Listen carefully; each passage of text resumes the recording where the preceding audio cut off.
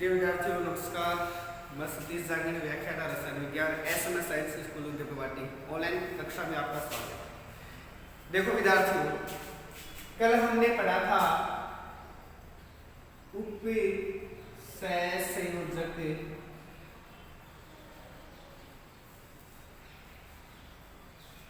यौगिक, इसके बारे में हम कल चर्चा कर रहे थे। उपसंयोजक यौगिक के बारे में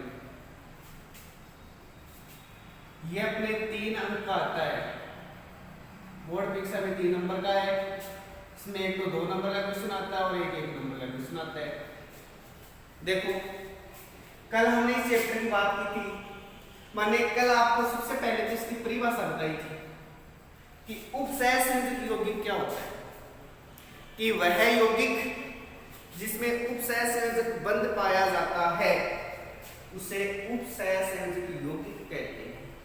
ये कल हमने चर्चा की। दूसरी बात हमने कल ये पढ़ा था कि किसी भी उपसंयोजक यौगिक को जब जल में घोलते हैं तो यह सदैव 2 आयनों में टूटता है।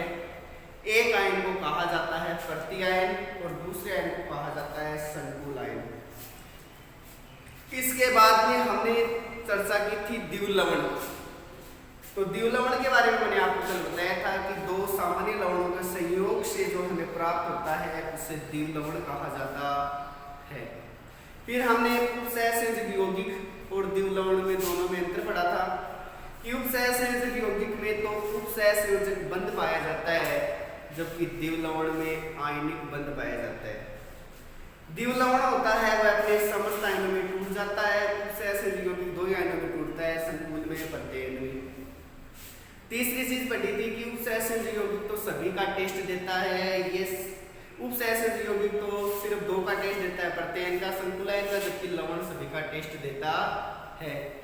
चौथी चीज हमने ये पढ़ी थी कि द्वितीय लवण ठोस अवस्था में स्थायी होते हैं जबकि उपसंयोजक यौगिक होते हैं वह जल और संकुल और प्रत्येक आयन में स्थायी होते हैं। इसके बाद में हमने कल कुछ परिभाषाएं पढ़ी थी कि फर्स्ट परिभाषा की हमने बात की थी वो है केंद्रीय परमाणु।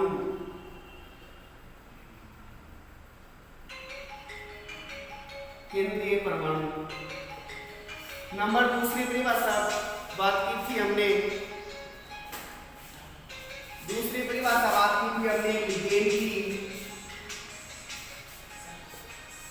लिगेंड की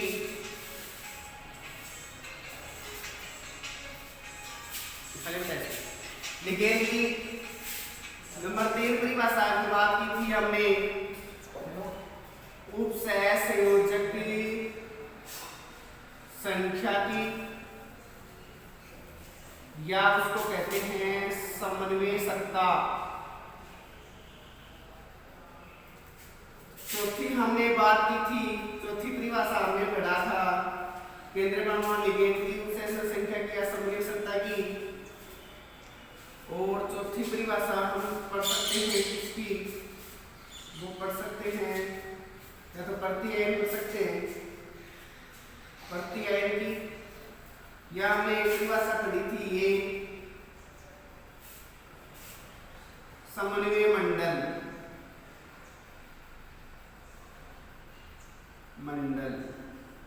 इनके बारे में हमने बात की थी। तो मैं एक एग्जांपल लेता हूं, उस एग्जांपल के अकॉर्डिंग देखते हैं। देखो जैसे एग्जांपल अपने पास K4 FeCl6 ये एग्जांपल अपने पास। तो सबसे पहले मैंने केंद्रीय परमाणु की कल आपको परिभाषा बताई थी। केंद्रीय परमाणु क्या होता है कि उपसंयोजक यौगिक का वह भाग जिसमें धातु लिगेंड के द्वारा उपसंयोजक बंध बनाता है उसे कहते हैं केंद्रीय परमाणु। ये उपसंयोजक यौगिक है या संकुल यौगिक भी कह सकते हैं इसको।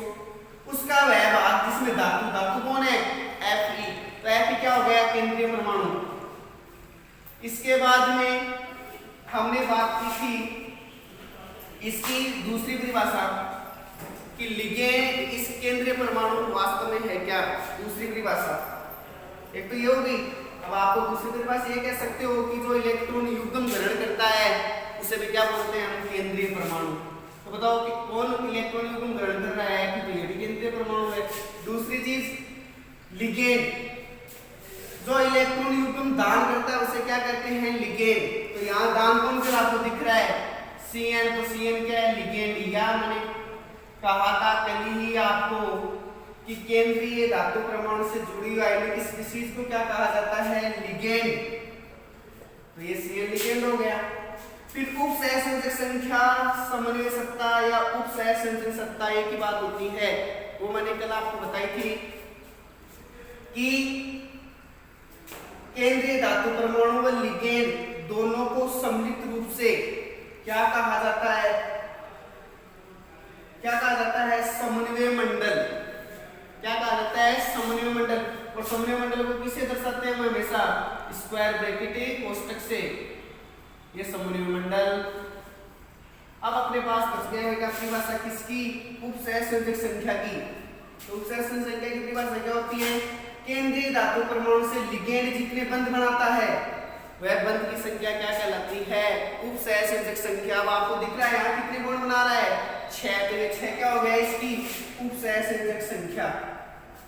फिर बच गया अपने पास में प्रति आयन, कि संकुल आयन के बाहर जो आयन होते हैं, संकुल आयन अपने पास, इसके बाहर ये आयन है, ये आयन क्या कहलाएगा, प्रति आयन। तो ये अपने पास हो गया क्या, प्रति आयन। इतनी हमने कल बात कर ली थी। अब बेटा नेक्स्ट बात करते हैं हम, नेक्स्ट ये परिभाषा आपको मुझे पता है समझ में आ गई। अब नेक्स्ट आपके नंबर जो परिभाषा है वो 6 नंबर परिभाषा आपकी ये है, वो है केंद्रीय धातु की ऑक्सीकरण संख्या। नंबर 6 परिभाषा देखो, केंद्रीय धातु की ऑक्सीकरण संख्या या ऑक्सीकरण संख्या। देखो क्या होता है ऑक्सीकरण संख्या, इसके बारे में हम चर्चा करें। तो देखो मैं एक एग्जांपल ले लूं, ये K4Fe6 वाला। देखो केंद्रीय धातु की ऑक्सीकरण संख्या क्या होती है, कि केंद्रीय धातु परमाणु से जुड़े हुए इलेक्ट्रॉन युग्म है, ये जुड़े हुए इलेक्ट्रॉन युग्म, ये भी जुड़ा हुआ और ये भी जुड़ा हुआ है। इन इलेक्ट्रॉन युग्म को जब हम अलग कर लेते हैं, अलग करने के पश्चात इन पे जो आवेश आता है वह आवेश की संख्या क्या कहलाती है, केंद्रीय धातु परमाणु की ऑक्सीकरण संख्या। सर कैसे अलग करें, तो देखो आपने 11वीं क्लास में ऑक्सीकरण संख्या निकालना सीखा था कि किसी परमाणु को उसके आवेश से क्या किया जाता है, गुणा किया जाता है। यहाँ बताओ बेटा परमाणु कितने, सर 4 है परमाणु, 4 परमाणु। इसका आवेश आपको मैंने 11वीं क्लास में दिखाया था, लेनाने की रब से फरियाद। इन सब का आवेश कितना होता है बेटा, +1। तो परमाणु को उसके आवेश से हमेशा क्या किया जाता है, गुणा। तो 4 को गुणा कर दो, कितने से गुणा, इसके कितनी है बताओ, 1 ही तो है, तो 4 गुणा 1। अब अपने केंद्रीय धातु की ऑक्सीकरण संख्या निकाल रहे हैं, जिसकी ऑक्सीकरण संख्या निकालते हैं उसको क्या मानते हैं बेटा सदैव, x। वेरी गुड, वो x। तो जो जोड़ कर दूं मैं यहाँ पे x कर दिया। अब वापस जोड़ का निशान लगाओ, प्लस परमाणु की संख्या कितनी है बेटा यहाँ पे 6 गुणा उसके आवेश से। आपको पता है इस Cn पर हमेशा आवेश कितना होता है, -1। कितना होता है, -1। तो मैं -1 कर दूं यहाँ पे। जब संकुल पे कोई चार्ज नहीं होता है, संकुल पे जब कोई चार्ज नहीं होता है तो बीजगणितीय योग कितना माना जाता है, 0 माना जाता है। कितना माना जाता है, 0 मानते हैं अपने।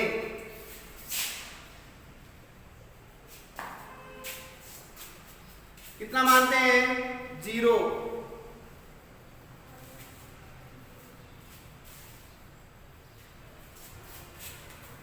बीजगणितीय योग है नहीं, इसके मतलब कितना मालूम है, 0। तो बराबर क्या कर दो बेटा, 0 निकाल लो। 4 गुणा 1 4 जोड़ x, 6 गुणा -1 -1 कितना हो गया, 6 माइनस का 6 बराबर 0, x बराबर कितना आ गया बेटा 6 माइनस 4, x बराबर कितना आ गया 2। तो बताओ ये 2 आ गया, तो ये आवेश की संख्या उस केंद्रीय धातु परमाणु की क्या कहलाएगी सदैव ऑक्सीकरणीय संख्या। क्या बता रहा हूं मैं, केंद्रीय धातु परमाणु से जुड़े हुए इलेक्ट्रॉन युग्म को जब भी हम अलग कर लेते हैं, अलग करने के पश्चात जो आवेश आता है वह आवेश की संख्या उस केंद्रीय धातु परमाणु की क्या कहलाती है बेटा ऑक्सीकरणीय संख्या। समझ में आ गया आपके। तो बताओ ये 2 आ गया, 2 आवेश की संख्या, तो ये क्या है इसकी ऑक्सीकरणीय संख्या। जैसे मैं और एग्जांपल लूं, एक और देखते हैं अपने एग्जांपल। मान लीजिए आपके पास में ये एग्जांपल हो CO NH3 अब वही केंद्रीय धातु परमाणु ऑक्सीकरण की संख्या की परिभाषा कि केंद्रीय धातु से जुड़े हुए इलेक्ट्रॉन युग्म को, ये जुड़े हुए सारे, इनको हटा लेंगे। हटा लेने के पश्चात जो आवेश आता है आवेश की संख्या क्या कहलाती है केंद्रीय धातु परमाणु की ऑक्सीकरणीय संख्या। बैठा लो आप, शुरू से ये है तो कि जिसको हम निकालते हैं ऑक्सीकरण संख्या उसको क्या मानते हैं सदैव अक्ष। तो मैं अक्ष कर दूं, मैंने कहा ऑक्सीकरण संख्या निकालने का रूल होता है परमाणु कितने बेटा परमाणु यहाँ पे 6 सर। परमाणु की संख्या को इसके आवेश से गुणा किया जाता है, NH3 पर आवेश होता है 0, तो 0 प्लस वापस लगा दो प्लस, परमाणु कितने बेटा यहाँ पे 3। आपको पता है समस्त हेलोजन होते हैं क्लोरीन, क्लोरीन, ब्रोमीन, आयोडीन, इन सब पे आवेश कितना होता है -1। तो मैं 3 गुणा -1 कर दूं, यहाँ पे पोस्टर लगा दिया मैंने। अब बताओ क्या संकुल पे कोई चार्ज दिख रहा है? नहीं है चार्ज, तो बीजगणितीय योग कितना मालूम है 0। सोल्व करो बेटा इसको, x प्लस 6 गुणा 0 0 माइनस का 3 बराबर 0, x बराबर कितना आ गया अपने पास में 3 आ गई। तो बताओ ये 3 क्या होगी इस केंद्रीय धातु परमाणु की ऑक्सीकरण संख्या। आपको मेरे ख्याल से परिभाषा समझ में आ गई होगी। क्या परिभाषा है कि केंद्रीय धातु परमाणु से जुड़े हुए इलेक्ट्रॉन युग्म को हम जब हटा लेते हैं, हटा लेने के पश्चात जो आवेश आता है वह आवेश की संख्या उस केंद्रीय धातु परमाणु की क्या कहलाती है बेटा सदैव ऑक्सीकरणीय संख्या। ठीक है, अब देखो ये तो अपने जनरल परिभाषा पढ़ ली सारी।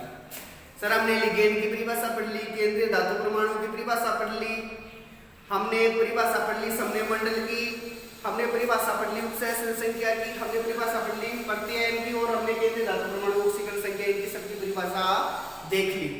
अब नेक्स्ट अपना टॉपिक है उसकी बात करते हैं। नेक्स्ट टॉपिक की बात नहीं, इसके ऊपर ही अगली हेडिंग है आपके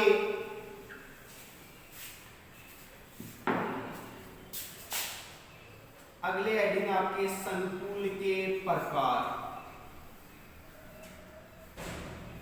संकुल के प्रकार देखो बेटा, इसको समझो आप, बोर्ड परीक्षा में प्रश्न आता है ऐसे भी। संकुल होता है वो सामान्यतः 2 प्रकार का होता है। कितने प्रकार का होता है? 2 प्रकार का संकुल होता है। सर बताओ 2 प्रकार कौन कौन से? तो मैं 2 प्रकार बताऊंगा। एक संकुल को कहा जाता है होमोलेप्टिक संकुल। हाँ सभी हो गया होमोलेप्टिक संकुल। दूसरा संकुल कौन सा होता है? हेटेरोलेप्टिक। देखो वैसे इंग्लिश में लिखे हैं होमो और हिटेरो। होमो का मतलब होता है एक समान। होमो का मतलब क्या होता है? एक समान। और हिटेरो का मतलब क्या होता है? अलग अलग। अब पहला संकुल की यदि मैं बात करूं तो फर्स्ट संकुल है, मान लीजिए आपके पास में होमोलेप्टिक संकुल है। सर क्या होता है होमोलेप्टिक संकुल? इसको ध्यान से सुनना अपनी भाषा कि यदि किसी संकुल यौगिक में केंद्रीय धातु परमाणु से एक ही प्रकार के लिगेंड जब जुड़े हुए हो तो वह संकुल कौन सा होता है सदैव? होमोलेप्टिक। सर एग्जांपल दो। मैं एग्जांपल ये दे दिया मैंने, PT NH3 4Cl2। अब अपनी परिभाषा पे ध्यान दो, यहाँ कोई मतलब नहीं है अपने को, ये संकुल यौगिक है या उपसहसंयोगी यौगिक है कि क्या बताया हमने परिभाषा की, उपसहसंयोगी संकुल यौगिक का वह भाग जिसमें केंद्रीय धातु परमाणु से एक ही प्रकार के लिगेंड जुड़े हो। यहाँ लिगेंड कौन है, सिर्फ कौन है बताओ, NH3 क्या है यहाँ पे बेटा, लिगेंड है, तो एक ही प्रकार का तो लिगेंड है, तो बताओ संकुल कैसा है, होमोलेप्टिक है हेटेरोलेप्टिक, सर होमोलेप्टिक संकुल है, ये तो साफ साफ दिख रहा है होमोलेप्टिक। मैं ये उदाहरण लूं K4FeCN6, बताओ संकुल यौगिक है, केंद्रीय धातु परमाणु से एक ही प्रकार का लिगेंड जुड़ा हुआ है, तो कैसा संकुल होता है सदैव, होमोलेप्टिक संकुल। समझ में आ गया होगा आपके बोर्ड परीक्षा में अपनी बात आती है होमोलेप्टिक संकुल क्या है, तो आप क्या बताओगे, केंद्रीय धातु परमाणु संकुल यौगिक का वह भाग जिसमें केंद्रीय धातु परमाणु से एक ही प्रकार के लिगेंड, या मैं ऐसे कह सकता हूं लिगेंड की जगह एक ही प्रकार के दाता परमाणु, एक ही बात होती है क्योंकि दाता लिगेंड में क्या करता है, इलेक्ट्रॉन दान कर रहा है, दाता परमाणु ये एक ही प्रकार के दाता परमाणु जुड़े हुए हैं, तो उसे क्या कहते हैं हम, होमोलेप्टिक संकुल। अब परिभाषा बच गई अपने पास सेकंड, बताओ क्या परिभाषा है सर, हमारे पास बच गया दूसरा हेटेरोलेप्टिक संकुल। अलग अलग है, हेटेरो का मतलब क्या होता है, भिन्न भिन्न, कि संकुल यौगिक का वह भाग जिसमें केंद्रीय धातु परमाणु से अलग अलग प्रकार के दाता परमाणु जुड़े हुए हो या अलग अलग प्रकार के लिगेंड जुड़े हुए हो, तो उसे क्या कहा जाता है, हेटेरोलेप्टिक संकुल। जैसे ये एग्जांपल ले लिया मैंने, मान लीजिए आपके पास में ये एग्जांपल है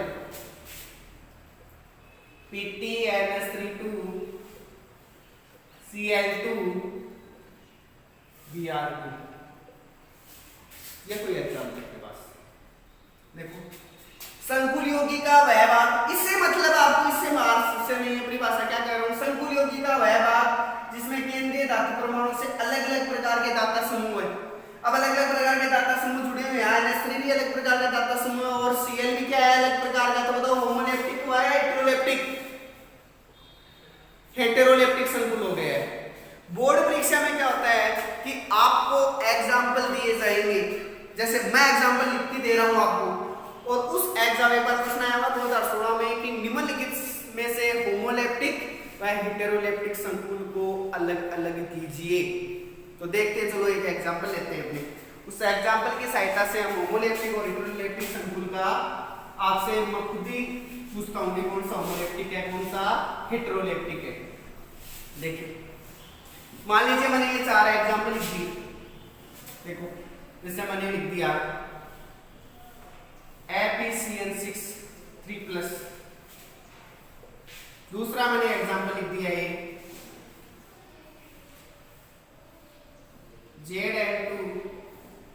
Zn2FeCN6, तीसरा एग्जांपल मैंने ये लिख दिया,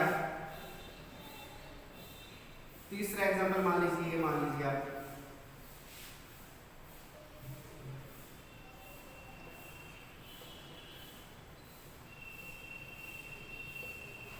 Cl2, और चौथा ये मान लीजिए आप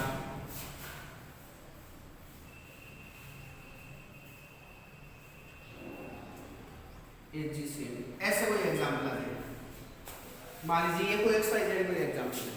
आपके बोर्ड परीक्षा में प्रश्न ये आएगा निम्नलिखित में से होमोलेप्टिक या हेटेरोलेप्टिक संकुल को अलग अलग कीजिए, तो उस टाइम पे आपकी इंटेंसिटी होनी चाहिए। परिभाषा क्या बताई थी सर ने कि होमोलेप्टिक की तो परिभाषा ये थी कि संकुल यौगिक का वह भाग जिसमें केंद्रीय धातु परमाणु से एक ही प्रकार के यदि दाता समूह जुड़े हुए हो, एक प्रकार के लिगेंड जुड़े हुए हो, तो वह संकुल क्या होता है, सदैव होमोलेप्टिक। और हेटेरो में क्या बताया था कि संकुल यौगिक का वह भाग जिसमें केंद्रीय धातु परमाणु से अलग अलग प्रकार के दाता समूह जुड़े हो, तो उसे क्या कहते हैं, हेटेरोलेप्टिक संकुल। तो देखो फर्स्ट एग्जांपल देखो आप, ये एग्जांपल है केंद्रीय धातु परमाणु एक ही प्रकार का लिगेंड जुड़ा हुआ है, तो बताओ कैसा संकुल है सर, ये होमोलेप्टिक संकुल है। सेकंड चलो, इससे मतलब अपने संकुल यौगिक का वह भाग जिसमें केंद्रीय धातु परमाणु से एक ही प्रकार के लिगेंड जुड़े हुए हैं। यहाँ एक ही प्रकार का तो लिगेंड है, तो ये संकुल भी कैसा है बताओ बेटा, होमोलेप्टिक। नीचे वाले में चलो, संकुल यौगिक, ये संकुल यौगिक या उपसहसंयोजक यौगिक का वह भाग जिसमें केंद्रीय धातु परमाणु से अलग अलग प्रकार के दाता समूह जुड़े हो। दाता मतलब दान करने वाला। यहाँ दान कौन कौन कर रहा है, इसको NH3 और H2 अलग अलग कर रहे हैं, अलग अलग प्रकार का। इसका मतलब ये संकुल कैसा है बेटा, होमोलेप्टिक है, हेटेरोलेप्टिक, हेटेरोलेप्टिक संकुल है। Very good. और ये संकुल कैसा है, होमोलेप्टिक संकुल है, क्योंकि एक ही प्रकार के दाता समूह जुड़े हुए हैं। तो प्रश्न समझ में आ गया ना आपकी कैसा आएगा परीक्षा में। या तो आपके परिभाषा आए, परिभाषा आके आप कहते कोई एक एग्जांपल लिखो तो आप लिख सकते हो, या आपके आ जाए निम्नलिखित में से होमोलेप्टिक और हेटेरोलेप्टिक संकुल को अलग अलग कीजिए, तो आप आराम से अलग अलग कर सकते हो। तो मेरे ख्याल से यहां तक कोई प्रॉब्लम नहीं है आपके। उपसहसंयोजक यौगिक की परिभाषा, फिर द्विलवण की परिभाषा, दोनों में अंतर, फिर केंद्रीय परमाणु की परिभाषा, फिर लिगेंड की, फिर समन्वय मंडल की, उपसहसंयोजक संख्या की, प्रतियायन की, केंद्रीय धातु परमाणु की ऑक्सीकरण संख्या, और बाद में हमें संकुल के क्या मिले बेटा, प्रकार। ये प्रकार अपने पास में दो प्रकार के होते हैं, होमोलेप्टिक और हेटेरोलेप्टिक संकुल। अब देखो बेटा, नेक्स्ट हम यदि बात करें तो देखो वो आपकी हेडिंग है समन्वय बहुफलक। क्या हेडिंग है, समन्वय बहुफलक। तो देखो क्या है समन्वय बहुफलक।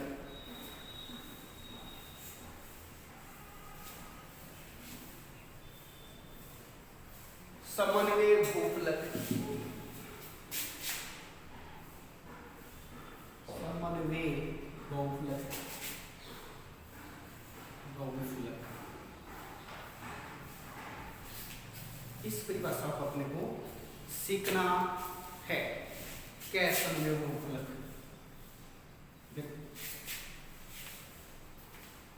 समन्वय बहुफलक की यदि हम बात करें तो देखो कि संकुल यौगिक का वह भाग जिसमें केंद्रीय धातु परमाणु से जो लिगेंड जुड़े होते हैं, उन लिगेंड के परमाणु की व्यवस्था को दर्शाना क्या कहलाता है, समन्वय बहुफलक। सर बताओ आप एग्जांपल सुनो। जैसे बेटा मैंने ले दिया ML6, ये संकुल यौगिक है, इससे ये लिगेंड जुड़े हुए हैं, लेकिन लिगेंड के कितने परमाणु जुड़े हुए हैं, 6। इन 6 परमाणु की व्यवस्था को मैं दर्शा दूं, स्ट्रक्चर लिख दूं इसकी, तो वो क्या कहलाता है, समन्वय बहुफलक। जैसे ये मेटल है, आपको पता है 6 सिग्मा बॉन्ड होते हैं, उसका उसमें संकरण कौन सा होता है, sp3d2। sp3d2 संकरण होता है, उसकी आकृति कैसी होती है, अष्टफल की। तो सर बना सकते हैं अष्टफल की आकृति, ये बन गई अष्टफल की, L L L L L L L का मतलब लिगेंड ही है। तो इन परमाणु की मैं व्यवस्था को दर्शा दूं, वो व्यवस्था दर्शाना क्या कहलाता है, सदैव समन्वय बहुफलक। अब देखो जैसे आपकी ये लिखा है ML5, आप दर्शा सकते हो ना ML5, सर दर्शा सकते हैं ML5 को, क्यों आपने ये कहा कि केंद्रीय धातु परमाणु से जो लिगेंड जुड़े होते हैं उसकी परमाणु व्यवस्था को दर्शाना क्या कहलाता है, समन्वय बहुफलक। सर ऐसी बनती है structure L L L L L, पंचभुजीय द्विपिरामिड टाइप की स्ट्रक्चर बनती है। दर्शा दिया ना मैंने, क्या आप दर्शा सकते हो ना ये? तो बताओ परिभाषा समझ में आई नहीं कि केंद्रीय धातु परमाणु से जो लिगेंड जुड़े होते हैं, उन लिगेंड के परमाणु की व्यवस्था हम दर्शाते हैं, स्ट्रक्चर के द्वारा दर्शाते, वो क्या कहलाता है, समन्वय बहुफलक। ठीक है बेटा, आगे हम कल पढ़ेंगे लिगेंड के प्रकार क्या होता है, वो नेक्स्ट अपने कल वीडियो में हम चर्चा करेंगे। तो आज का मेरे ख्याल से आपको वीडियो समझ में आ गया है। आज के लिए बेटा धन्यवाद, थैंक यू। नेक्स्ट कल मिलते हैं।